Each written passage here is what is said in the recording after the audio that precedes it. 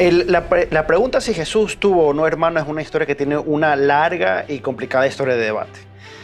Principalmente porque esta pregunta, evidentemente por su naturaleza, está conectada con el dogma de la perpetua virginidad de María. Entonces, históricamente han habido tres posturas. La perspectiva del vídeo, que ya veremos por qué se llama así, que es la del protestantismo, y es que Jesús efectivamente tuvo hermanos menores, que María no fue perpetuamente virgen, sino que después de nacer Jesús, él tuvo una serie de hermanos. Luego está la perspectiva de Jerónimo, que es la perspectiva que es más adoptada por la Iglesia Católica, y es que los llamados hermanos de Jesús, los que aparecen en los evangelios, que ya los veremos, en realidad no eran hermanos, sino que eran realmente primos suyos. Y luego finalmente está la llamada perspectiva de Epifanio, que es la perspectiva que es más adoptada por las iglesias ortodoxas, y es que José tuvo un matrimonio anterior al de María y tenía hijos, era viudo. Los hermanos de Jesús realmente serían hermanastros o medio hermanos mayores. Si utilizamos las herramientas de la metodología histórica y solamente nos concentramos en la pregunta, digámoslo de una manera académica, ¿cuál de las tres teorías es la que tiene mayor soporte? La opinión mayoritaria hoy en día entre académicos del Nuevo Testamento es que los hermanos de Jesús, los que aparecen en el Evangelio, efectivamente eran hermanos carnales. ¿Y por qué es eso? Bueno, vamos a resumir un poco la evidencia que hay detrás de los hermanos de Jesús. Primero empezando por el Nuevo Testamento a ver cuál es la evidencia que existe a favor de la existencia de los hermanos de Jesús.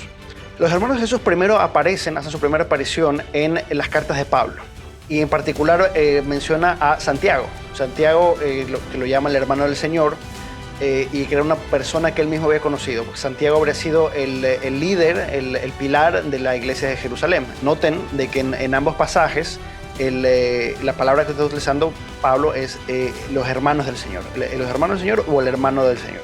Luego, pasando a los evangelios sinópticos, los evangelios sinópticos tienen una serie de pasajes que parecerían insinuar de que Jesús tuvo hermanos. Los pasajes aquí realmente, a pesar de que aquí hay 6 pasajes, en realidad son 3, porque muchos están repetidos. El primer pasaje es cuando Jesús regresa a Nazaret.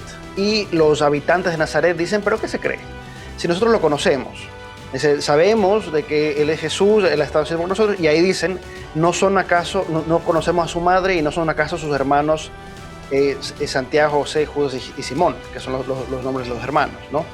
Ese es el primer pasaje. El segundo pasaje ocurre cuando la familia de Jesús, y ahí dice en los evangelios, la madre y los hermanos de Jesús van a buscarlo porque piensan de que él ha perdido el juicio. Entonces mandan a alguien a que le diga de que lo están buscando. Entonces el evangelio dice de que alguien entra a la casa y dice, Jesús, tu madre y tus hermanos te buscan. Y a lo que Jesús contesta, mi madre y mis hermanos son los que creen en la palabra de Dios, son los que están aquí dentro conmigo. Y finalmente hay un pasaje que es único en los Hechos de los Apóstoles, que ya es después de la crucifixión, donde se dice de que están todos los apóstoles reunidos en una casa, esto es antes de Pentecostés, y junto a los 12 apóstoles se encuentran los hermanos y la madre de Jesús.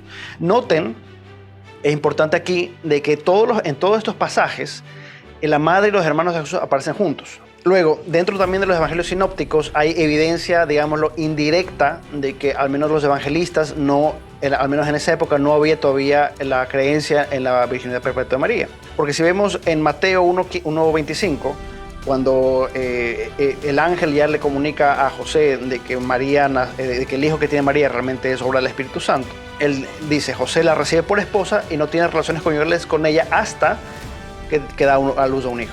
Es verdad, muchos apologetas dicen que este hasta en realidad no necesariamente significa que Mateo creía que María perdió la virginidad después, pero es un pasaje que es bastante sugestivo.